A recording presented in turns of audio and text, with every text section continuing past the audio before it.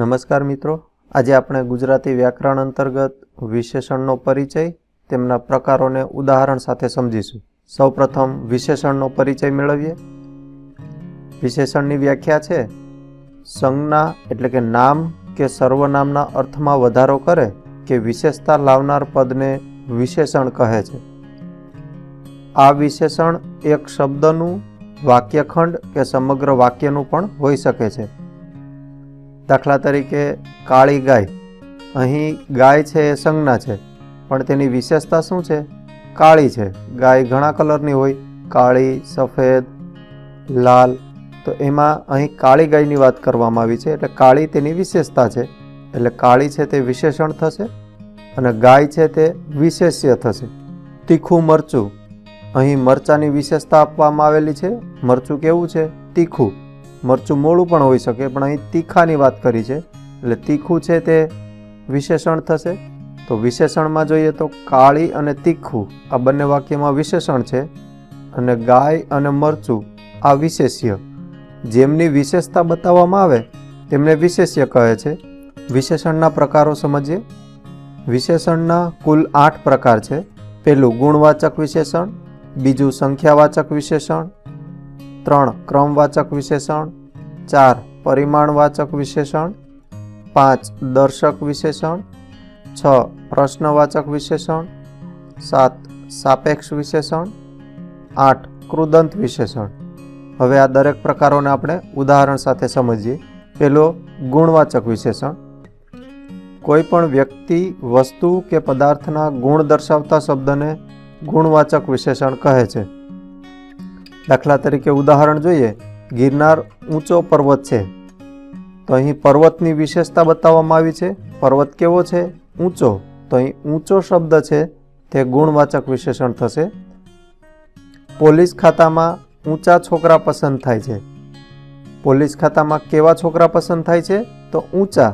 અહીંયા છોકરાની વિશેષતા બતાવી છે ઊંચા, તો ઊંચા ગુણવાચક વિશેષણ થશે. ખાટું કે ખારું, શરબત કોઈને ના ગમે. અહીં શરબતની વિશેષતા બતાવવામાં આવી છે, એટલે કે તેનો ગુણ બતાવવામાં આવ્યો છે ખાટો અને ખારો. તો ગુણવાચક વિશેષણ ખાટું અને ખારું થશે. હોશિયાર વિદ્યાર્થી શિક્ષકને પ્રિય હોય છે. કેવો વિદ્યાર્થી શિક્ષકને પ્રિય હોય છે? તો હોશિયાર. અહીં હોશિયાર છે તે વિદ્યાર્થીનો ગુણ બતાવે છે, એટલે હોશિયાર ગુણવાચક વિશેષણ થશે. દરવાજો લંબચોરસ હોય છે. અહીં દરવાજાની વિશેષતા એટલે એનો ગુણ બતાવવામાં આવ્યો છે લંબચોરસ, એ ગુણવાચક વિશેષણ થશે. આવી રીતે દયાળુ રાજા, તેમની અંદર દયાળુ. પ્રિય ભજન, તેમની અંદર પ્રિય. ખાટી દ્રાક્ષ, તેમની અંદર ખાટી. અને તીખું મરચું, તેની અંદર તીખું. આ દરેક શબ્દો ગુણવાચક વિશેષણ દર્શાવે છે. બીજો પ્રકાર સંખ્યાવાચક વિશેષણ. વાક્યની અંદર જે વિશેષણ વિશેષ્યની સંખ્યા દર્શાવે તેને સંખ્યાવાચક વિશેષણ કહે છે. આ વિશેષણ નિશ્ચિત સંખ્યા દર્શાવે છે. દાખલા તરીકે 9 છોકરીઓ ગરબા રમે છે. તો અહીં કેટલી છોકરીઓ ગરબા રમે છે? 9. તો સંખ્યા બતાવે છે, તો છોકરીઓની વિશેષતા થઈ 9, તો સંખ્યાવાચક વિશેષણ થશે 9. મારા માટે 5 કેળા લાવજે. અહીં 5 સંખ્યા બતાવે છે, એટલે 5 સંખ્યાવાચક વિશેષણ થશે. બધા વિદ્યાર્થીઓ મેદાન પર આવી જાય. કેટલા વિદ્યાર્થીઓ? બધા. વર્ગમાં જેટલા છે તે બધાની વાત કરી છે, એટલે અહીં સંખ્યા બતાવે છે, તો બધા સંખ્યાવાચક વિશેષણ થશે. 30 નંબરની બસ દ્વારકા જાય છે. કેટલા નંબરની બસ દ્વારકા જાય છે? તો કે 30 નંબરની. 30 અહીં સંખ્યા બતાવે છે. ક્રિકેટમાં 11 ખેલાડી રમે છે, તો અહીં 11 છે તે સંખ્યા બતાવે છે, એટલે સંખ્યાવાચક વિશેષણ થશે. ટૂંકમાં વાક્યની અંદર સંખ્યા બતાવતા શબ્દોને સંખ્યાવાચક વિશેષણ કહે છે. ત્રીજો પ્રકાર ક્રમવાચક વિશેષણ.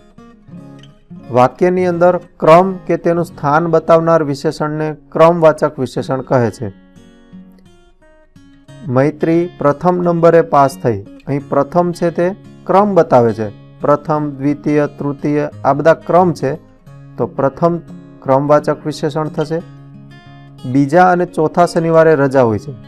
તો અહીં શનિવારના ક્રમ બતાવવામાં આવ્યા છે, બીજો અને ચોથો, એટલે બંને ક્રમવાચક વિશેષણ થશે. આગળની બસ સમયસર પહોંચાડશે. કઈ બસ સમયસર પહોંચાડશે? આગળની. તો એ બસનો ક્રમ બતાવે છે, એટલે આગળની શબ્દ ક્રમવાચક વિશેષણ થશે. કોલેજમાં છેલ્લું વર્ષ મહત્વનું હોય છે. કયું વર્ષ મહત્વનું હોય છે? છેલ્લું. તો અહીં વર્ષનો ક્રમ બતાવવામાં આવ્યો છે, એટલે છેલ્લો શબ્દ ક્રમવાચક વિશેષણ થશે. તૃતીય સમૂહ લગ્નોત્સવ ધામધૂમથી ઉજવાયો. કેટલામો સમૂહ લગ્ન ધામધૂમથી ઉજવાયો? તો કે તૃતીય. અહીં સમૂહ લગ્નોત્સવનો ક્રમ છે તૃતીય, એટલે ક્રમવાચક વિશેષણ થશે તૃતીય. આવી રીતે 10મું ધોરણ, તો તેની અંદર 10મું. 100મું વર્ષ, તો તેની અંદર 100મું. 100 રૂપિયા, તેમની અંદર 100. વચલું પાનું, તેની અંદર વચલું. આ બધા શબ્દો ક્રમ બતાવે છે, એટલે તે તમામ શબ્દો ક્રમવાચક વિશેષણ થશે. ચોથો પ્રકાર પરિમાણવાચક વિશેષણ. વાક્યમાં જે વિશેષણ વિશેષ્યનું પ્રમાણ કે માપ દર્શાવે તેને પરિમાણવાચક કે પ્રમાણવાચક વિશેષણ કહે છે. પરિમાણવાચક વિશેષણને પ્રમાણવાચક વિશેષણ તરીકે પણ ઓળખવામાં આવે છે. પરિમાણવાચક વિશેષણ અનિશ્ચિત સંખ્યા દર્શાવે છે. આગળ આપણે એક પ્રકાર જોઈ ગયા સંખ્યાવાચક વિશેષણ, તેમાં નિશ્ચિત સંખ્યા બતાવે છે, પણ પરિમાણવાચક વિશેષણની અંદર સંખ્યા અનિશ્ચિત હોય છે. જોઈએ ઉદાહરણ. હાથીને ઘણો ખોરાક જોઈએ છે. હાથીને કેટલો ખોરાક જોઈએ છે? ઘણો. પણ અહીં નિશ્ચિત નથી, ઘણાની અંદર કેટલો છે એ બતાવવામાં નથી આવ્યો, એટલે ઘણો છે તે પરિમાણવાચક વિશેષણ થશે. મેદાન ઉપર ઘણી છોકરીઓ રમે છે. છોકરીઓની સંખ્યા નિશ્ચિત બતાવવામાં નથી આવી, પણ રમે છે ઘણી બધી છોકરીઓ, એટલે ઘણી પરિમાણવાચક વિશેષણ થશે. મારે આટલું દૂધ નહીં ચાલે. અહીં દૂધ કેટલું ચાલશે એ બતાવવામાં નથી આવ્યું, પણ આટલું, તો તે આટલું પરિમાણવાચક વિશેષણ થશે. પુસ્તક ઉપર થોડી ધૂળ પડી હતી. કેટલી ધૂળ પડી હતી નિશ્ચિત નથી, એટલે થોડી છે તે પરિમાણવાચક વિશેષણ થશે. મણ બાજરી 1 મહિનો ચાલે, તો અહીં મણ છે તે પરિમાણવાચક વિશેષણ થશે. આવી રીતે વાક્યમાં જ્યારે અનિશ્ચિત સંખ્યા બતાવવામાં આવે તો તે પરિમાણવાચક વિશેષણ થાય છે. 5મો પ્રકાર દર્શક વિશેષણ. જે વિશેષણ નજીકના કે દૂરના પ્રાણી, પદાર્થ કે વસ્તુને દર્શાવવા વપરાયા હોય તેને દર્શક વિશેષણ કહે છે. આ પ્રશ્નનો શો જવાબ આવે? અહીં પ્રશ્નની વાત કરી છે, પણ કયો પ્રશ્ન? આ, એટલે કોઈ એક પ્રશ્નને બતાવવામાં આવી રહ્યો છે, તો તે આ છે તે દર્શક વિશેષણ થશે. તે નેતાને સૌ ચાહે છે.